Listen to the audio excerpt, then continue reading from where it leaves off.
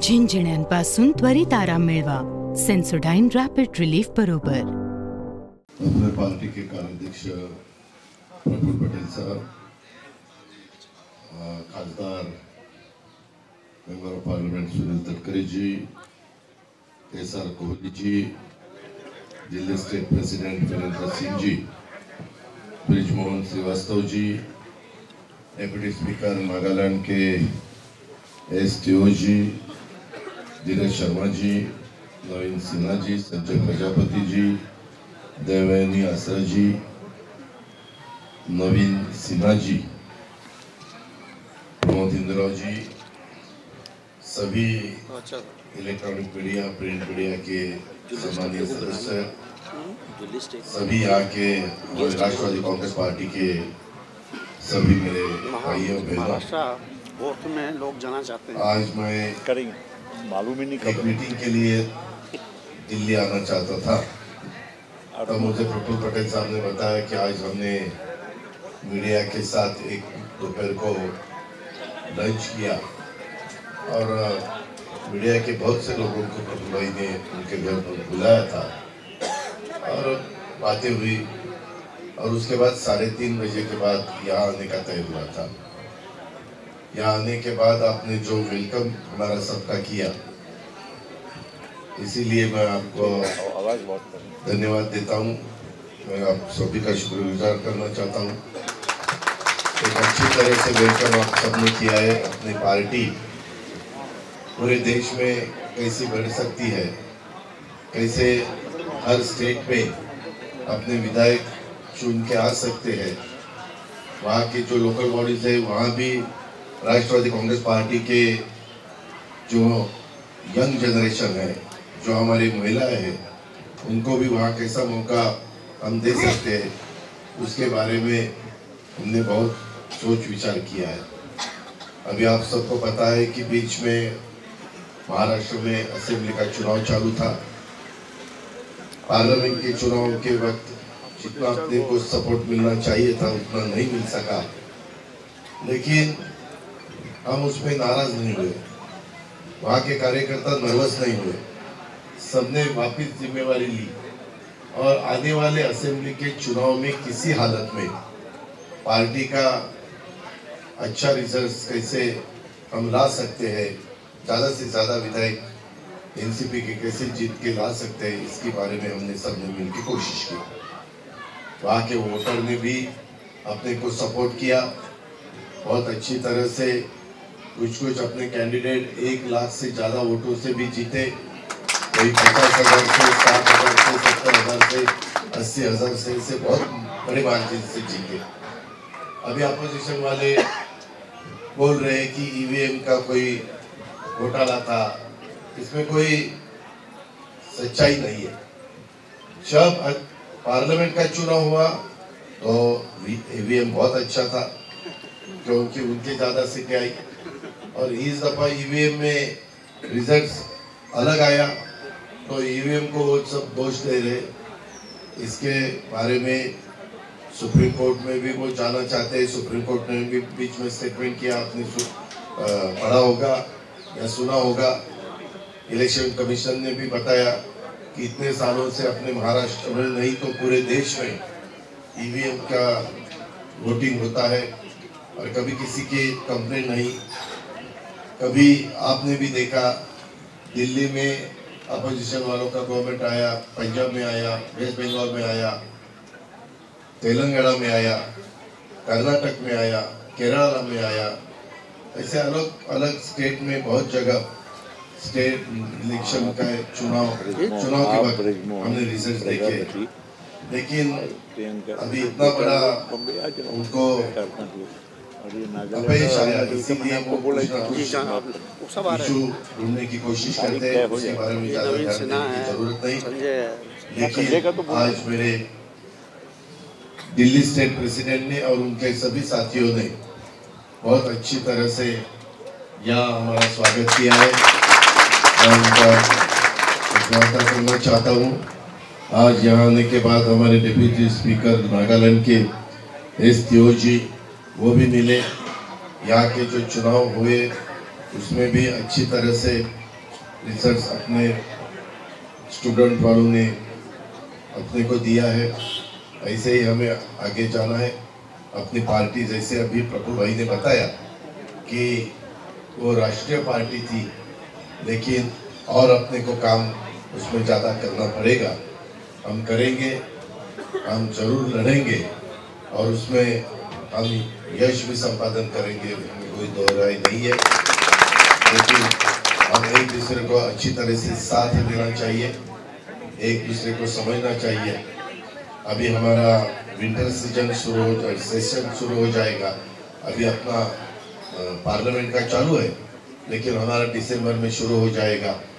उसमें थोड़े से हम बिजी रहेंगे, लेकिन वो होने के बाद बीच में मेरे किसी साथियों के साथ बात भी हुई कि जैसे भी पहले कुछ साल पहले ताल कटोरा में हमारा एक अच्छी तरह से हमने राष्ट्रीय अधिवेशन दिया था, उसी हिसाब से एक राष्ट्रीय अधिवेशन हम दिसंबर के बाद एक मंथ कोई तो हम सोचेंगे और उस टाइम हम अच्छी तरह से एक राष्ट्रीय अधिवेशन राष्ट्रवादी कांग्रेस पार्टी का ले लेंगे। उसमें हम सब मिलके आगे क्या करना चाहते हैं, कैसे जाना चाहते हैं, क्या करना पड़ेगा और उसकी जिम्मेवारी किसके ऊपर देने की है। कुछ थोड़ा बहुत बदलाव भी करना पड़ेगा, वो भी हम करेंगे। जिसको आगे अच्छी तरह से काम करना है उसको मौका देंगे। जो अभी थोड़ा बहुत काम के बारे में उनको जितना उन्हें वक्त देना चाहिए वो नहीं दे सकते, इसीलिए उनको थोड़ा सा हम विनती करेंगे कि आप जरा रुको। हम यंग जनरेशन को आगे लाना चाहते हैं और उसी हिसाब से यंग जनरेशन को भी मौका देंगे, हमारे महिलाओं को भी मौका देने की पूरी कोशिश राष्ट्रवादी कांग्रेस पार्टी इस दफा करेगी। अपने महाराष्ट्र में महिलाओं ने बहुत अच्छी तरह से, महिला वोटर ने बहुत अच्छी तरह से सपोर्ट ये अपने महायुति को किया और इसीलिए आपको ताज्जुब होगा, महाराष्ट्र की निर्मित हुई 1 मई 1960 को और आज तक कितने भी चुनाव हुए, 62, 67, 72, 77, फिर ऐसे अलग चुनाव हुए। कभी भी कोई दल हो या कोई युति हो या कोई आघाड़ी हो, उसको इतने विधायक चुन के नहीं आए होंगे। मेरे ख्याल से एक साल 1962 में 222 इतने विधायक चुन के आए थे, लेकिन इस दफा पहली बार 232 विधायक महायुति के चुन के आए। इसीलिए हमारे ऊपर बहुत जिम्मेवारी बड़ी है। लोगों ने बहुत बड़ा विश्वास वहाँ के वोटरों ने हमारे ऊपर डाला है, तो हमें भी वहाँ ज़्यादा टाइम देना पड़ेगा, ज़्यादा काम करना पड़ेगा, रिजल्ट देना पड़ेगा। लोगों ने जो विश्वास दिखाया है वो विश्वास पूरी तरह से हम कैसे निभा सकते हैं, इसके बारे में पूरी हमारी कोशिश रहेगी। ऐसे मैं आपको विश्वास दिलाता हूँ। ज़्यादा बात अभी करने की कोई ज़रूरत नहीं, लेकिन आने के बाद जिस तरह से आपने हमें वेलकम किया, इसीलिए सभी मेरे साथियों का मैं धन्यवाद देना चाहता हूँ और आगे भी हम सब मिलके अपने राष्ट्रवादी कांग्रेस पार्टी एक नई दिन जल्द से जल्द राष्ट्रवादी कांग्रेस पार्टी बनेगी, ऐसा विश्वास मैं व्यक्त करता हूँ और मेरे शब्दों को विराम देता हूँ। दादा, आज दिल्लीत महत्वाची बैठक होते, मुख्यमंत्री पदाचा चेहरा ठरवला जाईल, उपमुख्यमंत्री पदाबाबत देखील निर्णय होणार आहे, त्याबद्दल पहिल्यांदा सांगा। आज पहली दफा रिजल्ट्स आने के बाद हम दिल्ली आए हैं। एक हमारी मीडिया के साथ भी हमें एक मीटिंग लंच करना था, वो भी हमने किया। हर साल प्रफुल्ल भाई पटेल साहब अपने घर में सबको न्योता देते हैं और एक डिनर लंच करते हैं, उसी का एक कार्यक्रम था। और रात को हम एकनाथ जी शिंदे हो, मैं हो या देवेंद्र फडणवीस हो या बाकी हमारे साथी सब मिलके हम मीटिंग में बैठने वाले हैं और 9 बजे के बाद शायद वो मीटिंग शुरू हो जाएगी।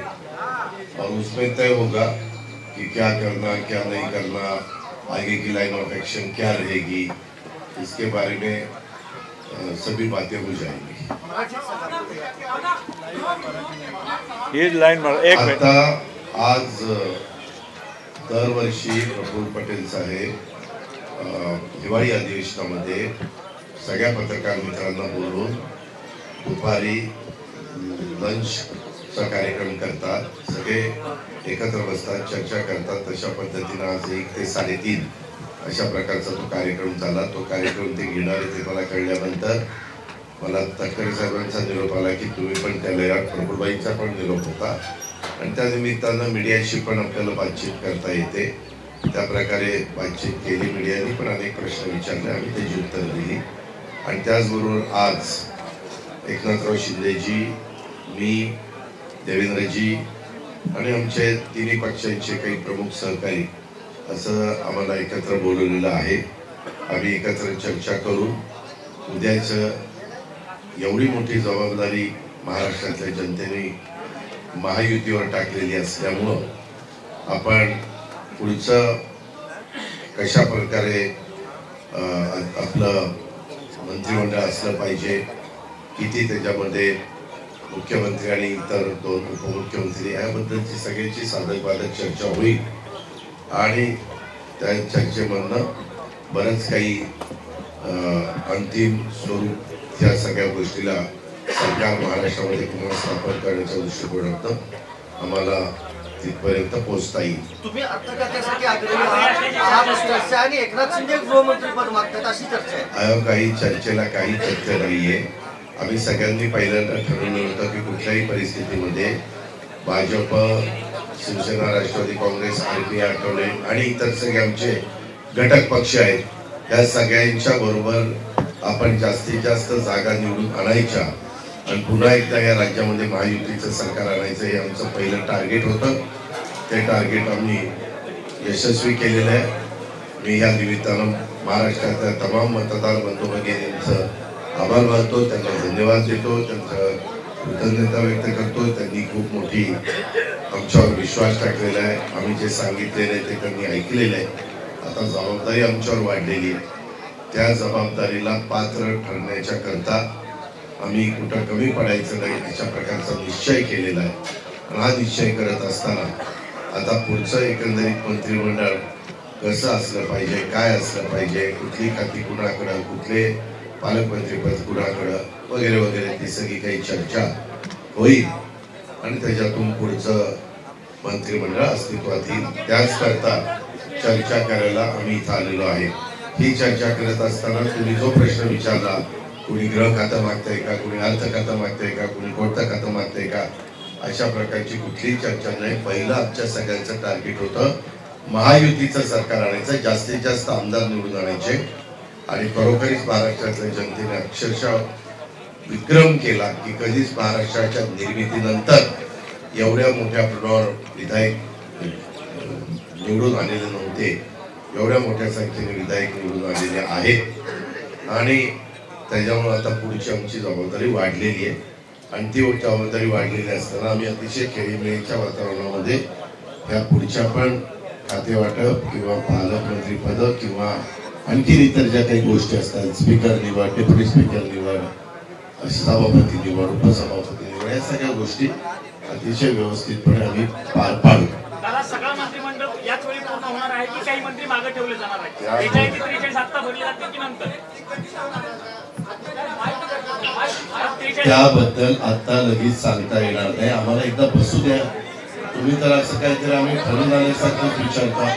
पहिल्यांदा आम्ही एकत्र बसतोय, निवडणुकीचा निकाल लागल्यानंतर सरकार बनवण्याच्या दृष्टिकोनातनं नवीन जी आप नंतर बसल्यानंतर आम्ही त्याच्याबद्दल मी तुम्हाला सांगतोय, आम्ही असं आमच्यामध्ये एकवाक्यता आहे, कुठेही ताणाताणी नाहीये। पण मीडिया मात्र अशा वेगवेगळ्या प्रकारच्या बातम्या पसरवत असताना आम्हाला पाहायला मिळतात। वास्तविक तशा प्रकारची कुठलीही चर्चा आम्ही कुणाशीच केलेली नाही।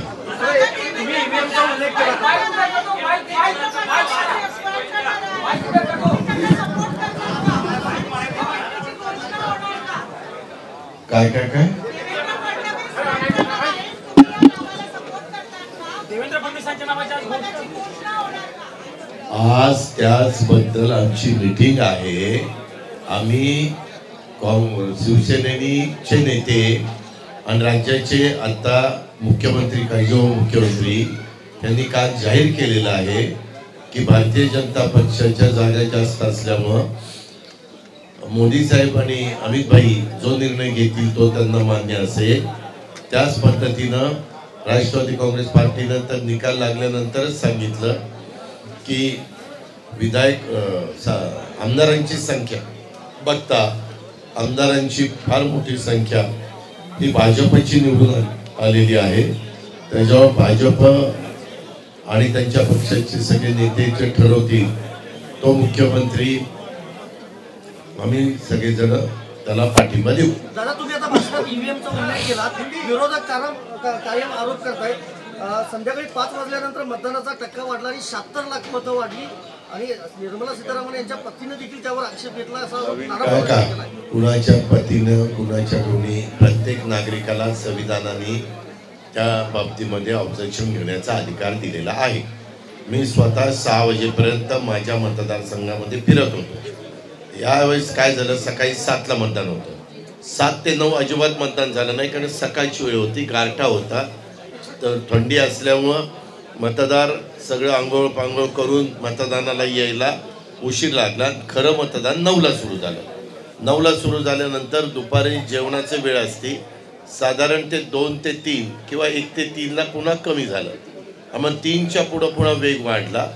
साधारण ज्यांना संध्याकाळी 6च्या आत लाईनीमध्ये उभे राहिले त्या सगळ्यांना आतमध्ये घेण्यात आलं त्या बूथ केंद्रावर आणि आत घेतल्यानंतर त्या सगळ्यांना मतदानच्या चिठ्ठ्या देतात आणि मग 7 वाजू 7:30 वाजू 8 वाजू सगळ्यांना मतदान करता येतं कारण ते 6च्या आत रांगेमध्ये उभे राहिले आणि म्हणून हे संध्याकाळचं मतदान वाढलेलं दिसतं. हे आज नाही, आम्ही अनेक निवडणुका लढतोय. अनेक निवडणुकीमध्ये हेच चित्र पाहायला मिळतं. विशेषतः हिवाळ्यात ज्या निवडणुका होतात त्यावेळेस हे चित्र पाहायला मिळतं. उन्हाळ्याच्या काळामध्ये लोकसभेच्या निवडणुका झाल्या त्या काळात नव्हतं चित्र कारण सनसेटच 7च्या पुढं होत होता. आता सनसेट होतो 5:30ला. त्याच्यावर आम्ही प्रत्येकाला सांगितलेलं होतं की लाईटची व्यवस्था चांगली करा. कुणालाही मशीनमधले कुठलेही चित्र हे अस्पष्ट दिसतात असं होता कामा नये. याबद्दलची खबरदारी निवडणूक आयोगाने घेतली. शेवटचा एक प्रश्न भाजप एकाची सत्ता मिळवण्यासाठी प्रयत्नशील आहे मुंबई महापालिका निवडणूक अशी चर्चा राजकीय वर्तुळात. या चर्चेला काही अर्थ नाही. या काही पण चर्चा सुरू होत आहेत. आज बऱ्याच अंशी रात्रीची मीटिंग झाल्यानंतर ह्या चर्चेला हे मिळेल. अच्छा एक हिंदी एक पूर्ण विराम त्या ठिकाणी मिळेल. एक दो हिंदी जरा एक मिनट मैं इनके बाद आप पूछो प्लीज. सर चुनाव से पहले महायुति के जो पार्टनर्स हैं उनमें सीएम पद को लेकर कोई चर्चा हुई थी या नहीं हुई थी, पहला सवाल. और दूसरा इस चुनाव के बाद असली और नकली का जो एक बड़ा सवाल था एनसीपी को लेकर क्या उसका फैसला हो गया? ये देखो पहले सवाल के बारे में जवाब ऐसा है कि हमने सबने तय किया था कि 288 सीट्स के बारे में हमारे सभी ने कितने सीट वहाँ चुनाव लड़ना चाहिए वो हमने तय किया. तब ऐसा कुछ फाइनल नहीं हुआ था कि इनको बनाएंगे. पहले क्या होता है ऐसा कभी तय हुआ तो फिर बाद में कुछ गड़बड़ हो जाती है. कुछ पार्टियों का ऐसा लगता है कि इनको बनने वाला है तो हम यहाँ क्यों काम करें वहाँ क्यों काम करें. ऐसा पहले कोई चुनाव में ऐसा हुआ है तो पहला टारगेट तो ज़्यादा से ज़्यादा सीट अपने महायुति के कैसे आ सकती है ये हमने टारगेट रखा. वो वोटर ने उसी हिसाब से हमें सपोर्ट किया और रिजल्ट्स आपको सबको देखने को मिला. अभी आगे के बारे में आज रात को हम बैठेंगे और तय करेंगे सब मिलके कि क्या. अभी तो एकनाथ शिंदे साहब ने भी बीजेपी का चीफ मिनिस्टर बनाने के लिए इनडायरेक्ट सपोर्ट ही किया है. हमने भी इनडायरेक्ट सपोर्ट किया है तो उसके बारे में आज चर्चा हो जाएगी. और दूसरा जो आपने बताया कि क्या सही क्या ये कौन सी पार्टी असली, ये असली नकली का सवाल नहीं है।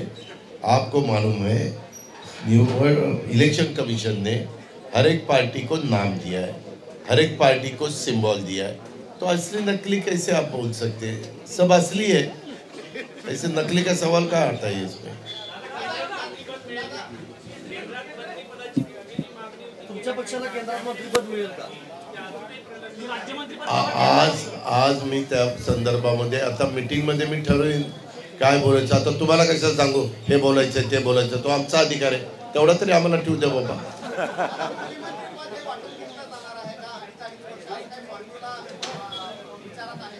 हे ते एक भाकरी आहे करे यार, अर्धी भाकरी याला दे चतकोर इकडे दे चतकोर इकडे, अरे काय आम्ही तुला मगापासून सांगतोय हात जोडून, आज रात्रीच्या मीटिंग मध्ये त्याबद्दलची चर्चा होईल। अरे राज्याचं सरकार आहे, 13-14 कोटी जनतेचं नेतृत्व करायचं आहे, आम्ही एका विचाराने पुढे चाललेलो आहे। आमचं विजन राज्याचा सर्वांगीण विकास करणं, सेंट्रल गव्हर्नमेंट आमच्या विचाराचं आहे, त्यातला जास्तीत जास्त निधी विकास कामाच्या करता राज्याला घेऊन जाणं, हे आमची सध्या तर भूमिका आहे। आणि हे करत असताना जो काही लोकांना मी आश्वासन दिलेलं आहे, एक तर पूर्वीच्या आमच्या योजना व्यवस्थित कशा चालतील आणि जे आश्वासन दिलेले त्याची पूर्तता कशी होईल, हे आमचं पहिलं टार्गेट आहे। तुम्ही दिल्लीत आलेला आहात, सुप्रीम कोर्टात तुमच्या पक्षाच्या चिन्हाचा आणि नावाचा वाद आहे अजून। निवडणूक आयोगाने जे तुम्हाला दिलं त्यावर आक्षेप घेतला आहे साहेबांच्या पक्षाने, तर त्यांनी प्रतिज्ञापत्र असं दाखल केलंय की तुम्ही भ्रम निर्माण केला घड्याळ चिन्ह वापरून आणि मग निवडणूक जिंकली। त्याच्याबद्दल सुप्रीम कोर्ट काय तो निकाल दिला, आपल्याला दोघांना निकाल द्यायचा अधिकार दिला नाही। माझे वकील म्हणजे आमच्या पक्षाचे वकील त्यांची भूमिका मांडतील, समोरच्यांचे वकील त्यांची भूमिका मांडतील आणि सुप्रीम कोर्ट तर सर्वोच्च आहे ते निर्णय देतील। तुम्ही दिल्लीतील पदाधिकाऱ्यांसोबत बैठक घेतलेली आहे, दिल्ली विधानसभेच्या निवडणुका तुम्ही लढणार आहात का? त्याबद्दल अरे आम्ही सगळ्या तुझ्या पण विरोधात लढणार। अरे ज्या त्या भागातल्या आमच्या पार्टी प्रेसिडेंटशी चर्चा करून, तिथल्या कार्यकर्त्यांशी चर्चा करून आम्ही वीरेंद्र सिंगशी पण बोलू, इतर आमचे जे काही मेंबर आहेत त्यांच्याशी पण बोलू आणि जिथं जिथं आमची ताकद असेल तिथं तिथं लढू ना।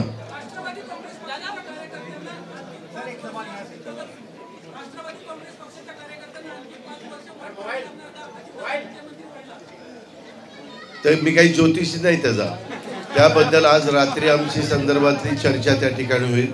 आम्ही ह्या देशाचं सर्वांगीण विकास व्हावा, राज्याचा सर्वांगीण विकास व्हावा, हे आमचं टार्गेट आहे आणि त्या दृष्टीने आम्ही पुढे चाललेलो आहोत। चला आता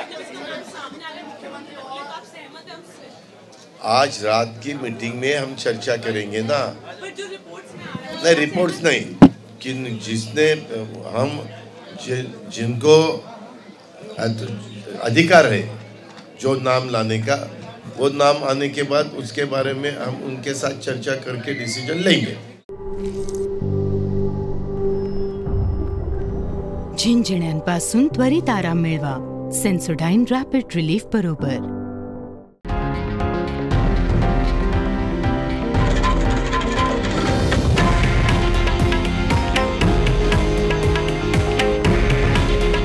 हे आहे देशातील नंबर 1 न्यूज नेटवर्क आणि आपण पाहत आहात TV9 मराठी। काळजी तुमची, हित महाराष्ट्राचं।